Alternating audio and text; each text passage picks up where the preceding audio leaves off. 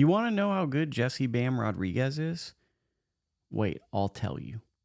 He makes world champions who are credible and have big wins in the division look like tune-up fights. They look like they're on a different level.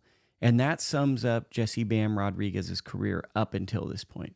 Rodriguez has beaten the previous generation with the exception of Roman Chocolatito Gonzalez. And at this point, I think anyone that enjoyed Chocolatito Gonzalez does not want to see Chocolatito Gonzalez at this point in his career fight Jesse Bam Rodriguez. It's just not an exciting matchup, really. It probably would, yeah. It just is nothing we'd want to see.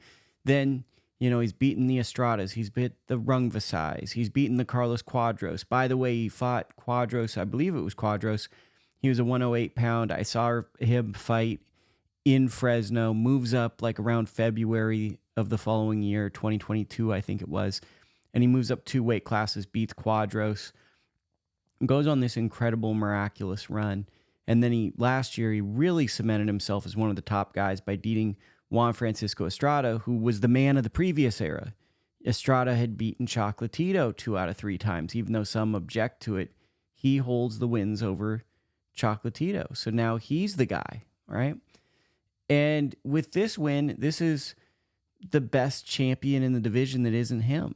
And what Jesse Bam Rodriguez in this fight did was show a masterful display of footwork, angles, discipline, and composure. Martinez tried to make this an emotional, a physical, a grueling fight. And I'm not going to lie, I bought into a little bit of that. I bought into some of that hype. You know what? This guy's a mean and nasty physical fighter. Sometimes guys like Marcos Maidana, who, also from Argentina, gave Floyd Mayweather a hard fight. And then I started putting storylines in. Bam just had a child this fight week. No, he's too good for that.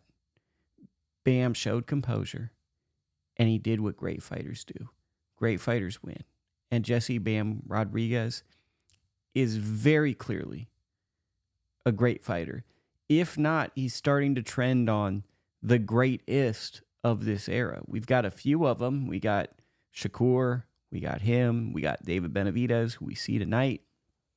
We got a couple other guys who are going to be mad when they see this video because I'm blanking on who they should be.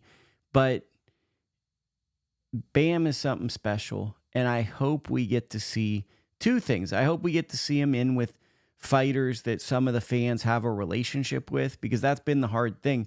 This is a really big win, a consequential win, and one that should get credit. But the problem is Martinez has 2 wins over Jerwin and Kanajas, which were big at the time, but he somewhat disappeared. And then his wins over Ioka, huge wins, 2 wins, goes to Japan. I mean, not a lot of media cared. So the Ioka wins happened all the way over in somewhere that a lot of boxing fans didn't follow or had any context for how meaningful that was with how good Ioka is as a fighter. So I think that the big takeaway from this is Bam is incredible. And I was hoping that maybe this would be a little bit more competitive, so then we could start to give him a little bit more praise.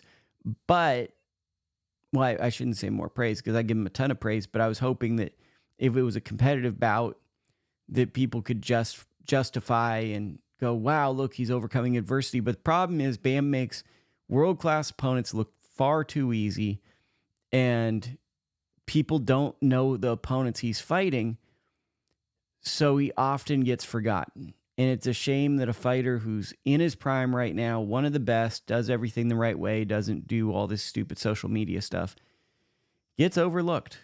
He gets overlooked a lot because he's just simply sticking to fighting and very good at that.